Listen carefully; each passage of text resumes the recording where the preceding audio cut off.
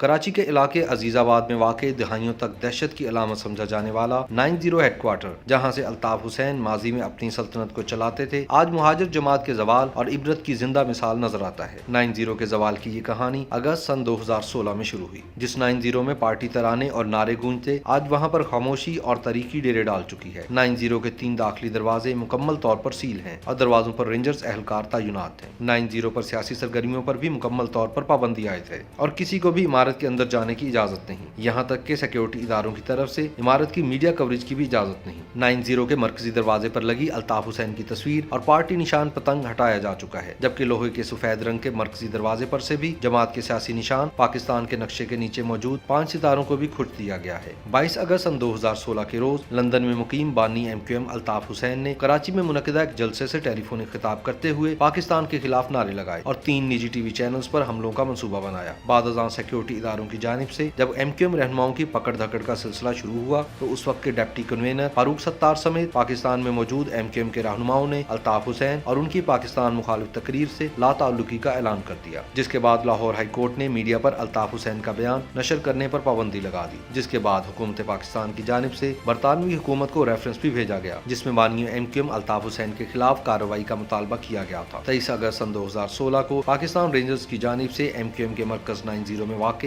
تمام دفاتر کو سیل کر دیا گیا۔ 3 سال قبل MQM کے دور عروج میں کراچی کے علاقے عزیز آباد میں لیاقت علی خان چوک کے نام سے جانے جانے والی مشہور چورنگی مکہ چوک سے لے کر 90 اسٹریٹ تک تقریباً 300 میٹر کا علاقہ غیر قانونی طور پر لوگوں کے داخلے کے لیے ممنوع قرار دیا جاتا تھا۔ 90 کی جانب آنے والی ہر گلی پر نہ صرف رکاوٹیں لگی ہوئی تھیں بلکہ MQM کے کارکنوں کی نفری بھی موجود ہوتی تھی، جو آپ کی اور آپ کے سامان کی تلاشی لیے بغیر اندر جانے کی اجازت نہیں دیتے تھے۔ لیکن اب وہاں زندگی کی گہما گہمی جاری ہے اور سڑکیں عام ٹریفک کے لیے کھلی ہیں، جبکہ دوسری طرف 90 ویران پڑا ہے۔ 90 کی ویرانی رونق میں بدلتی نظر نہیں آتی۔ 90 کی حالت دیکھ کر ایسے لگتا ہے جیسے پاکستان مخالف سوچ رکھنے والوں کے لیے اسے ایک عبرت کا نشان بنا کر غیر معینہ مدت کے لیے محفوظ کر دیا گیا ہو۔ اگست سن 2016 کے بعد سے اب تک نہ تو متحدہ قومی موومنٹ سیاسی طور پر مستحکم ہو پائی ہے اور نہ ہی اس کے سیاسی قلعے کی روشنیاں بحال ہو سکی ہیں۔